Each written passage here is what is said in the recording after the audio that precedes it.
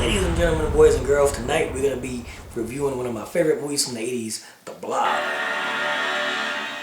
Now, The Blob was a remake, but like I always say, you should never really judge a movie by whether it's a remake or a reboot or whatever the fuck. You should never know if it's going to be a good movie or not. The Blob, even though it's a remake, one of those rare occasions where it's one of those remakes that are actually better than an original film. This is just like The Fly or The Thing. It's a remake done right. The original 1958 Blob was a very popular movie, but I mean it's mostly known nowadays for giving Steve McQueen the big push that got him to be a movie star. But it's kind of like a mass that keeps getting bigger and bigger. But it was a very popular movie for its time. It was actually a double bill with I Married a Monster from Outer Space, but it was so popular that the studio decided to make it the main feature because everybody was going to see The Blob. Nobody gave a fuck about the other movie. It's indestructible. It's indescribable. Nothing can stop it. There was a sequel called Beware the Blob. It came out in the late 70s, I do believe, and it was a piece of shit. It's a pretty terrible movie. I think they mostly made it without a script. They just kind of shot the fucking thing, and it's more like a comedy than a horror movie. You go fishing. You know that's not the first thing I did when I got back home. Beware, Godfrey Cambridge. Beware, Carol Lindley. Beware, Shelley Berman.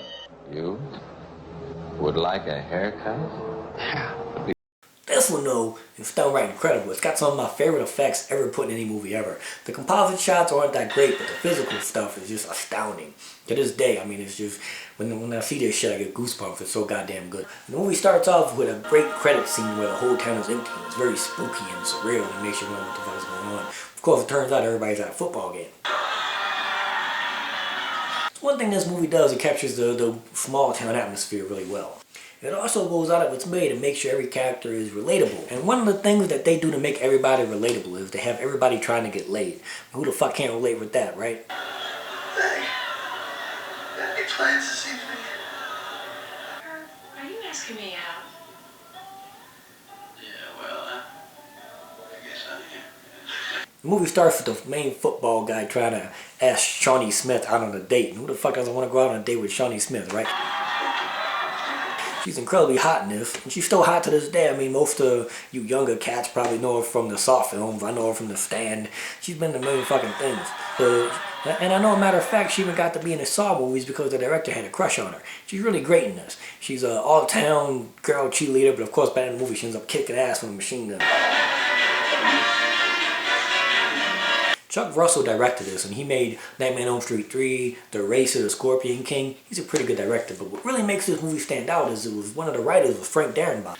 Is that right? Who made The Mist, Walking Dead, Shawshank Redemption, The Green Mile, a whole shitload of Stephen King movies. This is one of his earliest screenplays, and he really injects it with just enough pizzazz and funny stuff and personality to make it stand out. And you know that if Frank Darabont has any fucking thing to do with it, James the Mun is going to show up, who has also starred in The Shawshank Redemption, The Mist, and The Walking Dead, and every fucking else thing Frank Darabont has ever done. Frank Darabont's going to be there, James McDonoug's going to be there too. You know, he's great in this as well. He's the sheriff, but he's not a complete total asshole of a sheriff. He's actually a good guy. The movie also stars Kevin Dillon as Brian Flagg. Flagg, well, Stephen King reference, Frank Darabont, you know, he's gonna have some Stephen King shit in there. He plays the rebel of the town. You know he's a rebel because he wears a black jacket, smokes cigarettes, has long hair, and rides a motorbike. I was thinking, maybe I could borrow your ratchet set. What? Ratchet set? Foreshadowing? That's some foreshadowing shit right there. Yes, sir, boy. Before you know it, we're not gonna be terrorizing through this town with no apology. I love this guy too. This guy's hilarious. He's got one of my favorite lines in the movies at the end. I'll show you when we get there. Yeah, see, this year's gonna be different. We meet Shawnee Smith's family. Well, this guy in a hockey mask, he chops up a few teenagers. But don't worry, there's no sex or anything bad. Ripped. Oh, foreshadowing. More foreshadowing. Stupid code. You get the old man in the woods, and this is taken right from the original movie with the big old snot blob on the hand. That's why when you find something strange, you don't poke it with a fucking stick. It's never gonna turn out good. You gotta poke shit. Don't be poking shit. At this point in time, it basically looks like a big booger. I love the atmosphere in this. I love the great 80s blue light shining through the trees and shit. They don't light movies like this anymore, which is a shame. So Kevin Dillon and the old man running to Shawnee Smith and the football guy, and they decide to all go to the hospital. Whenever you're ready. At this hospital, I mean, this is the worst fucking nurse. Does he have Blue Cross? The worst doctor in the history. There's a man dying in here, hurry! Wait a minute. Is that?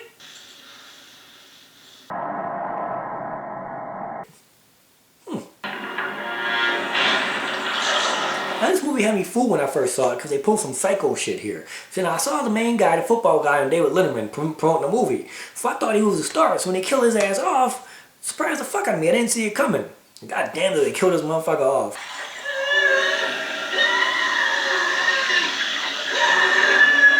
Holy shit, look at that! He's melting. God damn, that's fucking... Look at these beautiful movies. Look at that! Look at that!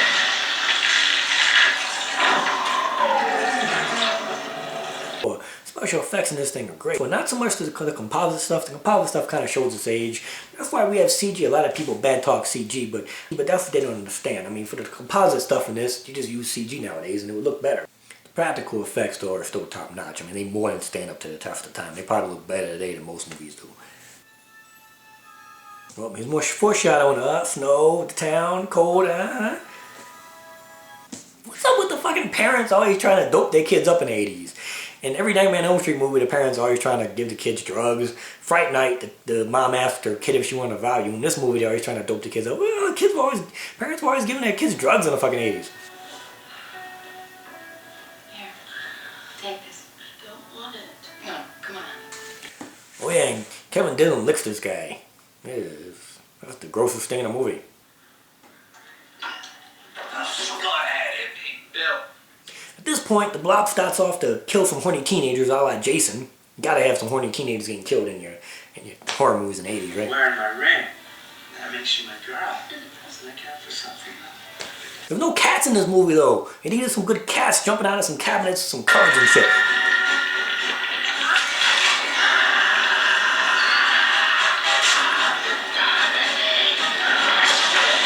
Anyway, Shawnee rushes out and meets up with Kevin Dillon at the local restaurant where this motherfucker gets pulled down a drain head first. I mean, look at this.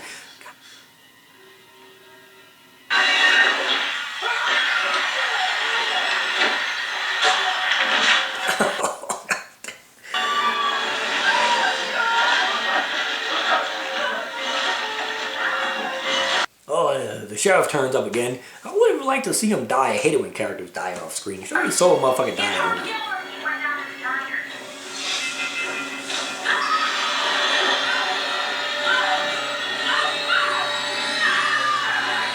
And then this bitch here gets exploded. Killed by a giant fucking bird. Oh, and this is where we get our first clue on how to stop the Blob. Well, more foreshadowing. A lot of foreshadowing in this movie.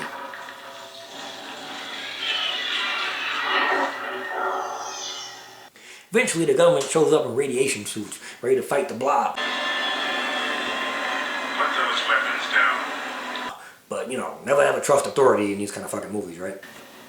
I have a problem with authority figures. We also get this very entertaining Friday the 13th spoof, which is pretty fucking hilarious.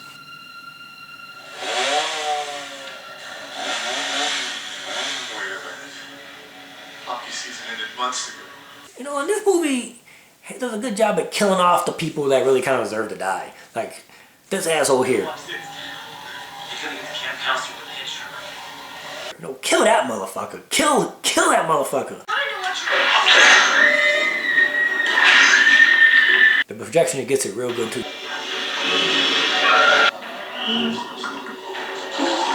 That is a thing of fucking beauty.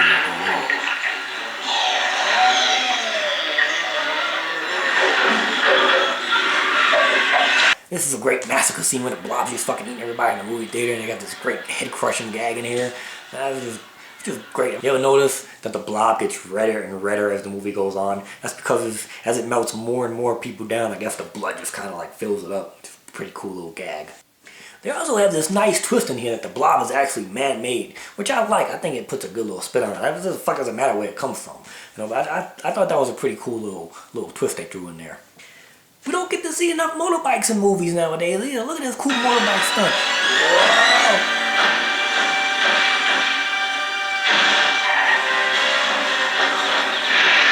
Oh, that pesky zipper. So Shawnee and the boys head off to the sewers, of course, which is the best place to go if you're trying to get away from a big, giant bullet trying to eat you, right? Let's hurry out of here. I wasn't worried about nothing. I mean, come on, they don't kill kids in horror movies, right? Kids never die. Holy fuck! Not only do they kill him, but they like show up. But he deserved it.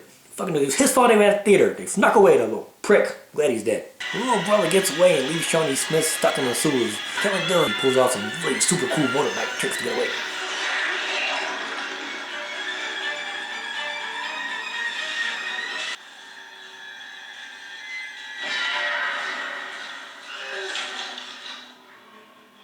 Wait a minute. Is that it? Hey, lick my plate, you dog dick! How do we get out of here? E-X-I-T.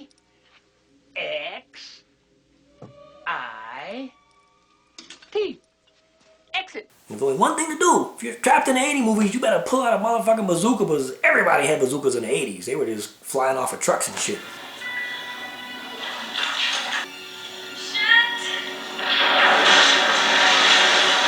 And then we get to one of my favorite finales out of any horror movie ever. Let's drag that son of a bitch. I love the ending of this movie. Like I said before, I said this in my Lifeforce review. Most horror movies are very small. They take place in a cabin with a couple of people, or in a mall with a couple of people. Very rare that we get horror on a big scale. And this finale is on a big scale. It's huge. There's everything in it. It's got machine guns. It's got grenades. It's got flamethrowers. It's got people getting eaten up left and right. That's by a snowmaker truck.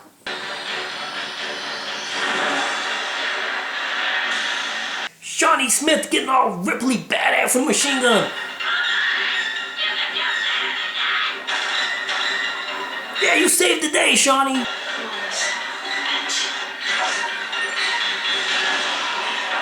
Oh, well, maybe not. I mean, it's all just really big, fun, fantastic movie. Oh yeah, the black guy I was talking about. Hey, man. I told you we'd get snow. Told you it was gonna snow. But even that was foreshadowing. That's pretty much, I'm gonna call it a perfect movie, but that doesn't mean it's the best movie or anything. It just means what it sets out to do, it does it perfectly. This is pretty much one of the best Blob movies that you're ever gonna see. I mean, it just hits all the right notes, the effects are great, actors are great, characters are great, the gags are fantastic, and it's really fun. It's scary. It's just a real fucking good time. If you've never seen this movie, I don't know why you're watching this if you've never seen it, but you've never seen this, go out and see it now. I mean, it's available on DVD, on Blu-ray, and if you have seen it, revisit it. I mean, it's a really great time. People forget how great this movie is. When it came out, it was huge. It was everywhere. I'll probably watch this thing 50 fucking times. There's been rumors of another version. I don't think I'll call it a remake. I'm going to deal with remakes and reboots in my next fucking video. But for now, let's just say... We'll get to it later. But there's been rumors of a remake for a long time now. I know Rob Zombie was attached for a while there, and I can't imagine what the hell kind of Blob movie he would have made, right? Some other guy's attached to it now. I don't believe all the rumors until I see some trailers or some pictures or something. So as far as I'm concerned, there's still no remake on the horizon. But I would love to see this kind of thing come out again. The thing about the Blob is, the reason why it is so successful is it's the kind of monster you can put in any kind of situation. You can put the Blob in a big city. You can put him in the middle of the woods. You can put him anywhere you want to, and it's going to work because it's a monster that can really be used and used and used again and never have to stop. I just hope whatever they do next is just as gooey and gory and just plain fun as this one. I hope they don't make it too serious. I think what I'm going to do next is I'm going to do a Texas Chainsaw Massacre retrospective. It's not so much going to be reviews as much as a look back at the whole series. If you guys want me to do reviews of them, I'll do individual reviews, but I really want to do this first. So that's it for this time. I'll be back pretty soon, I promise. I won't take as long between videos next time. I've just been busy with Lakeville of Lambs. So thanks everybody for watching again. Comment, like it, subscribe, spread it around if you like it. Tell your friends about it. Thanks so much, everybody. Adios.